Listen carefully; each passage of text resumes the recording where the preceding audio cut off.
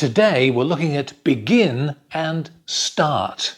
How do you use them? Are they interchangeable? Well, in most cases, yes they are. For example, you can say, I started mountain climbing when I was 17.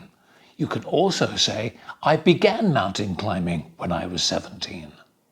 It's no use waiting for John, let's start. Or, it's no use waiting for John, let's begin. When we're chatting informally, it's much more common to use start than begin. For example, it's starting to rain. Sounds much more natural, much more normal than it's beginning to rain.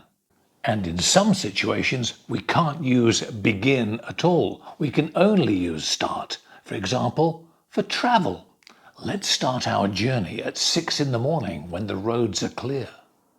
Or when we talk about things not working, like engines or machines.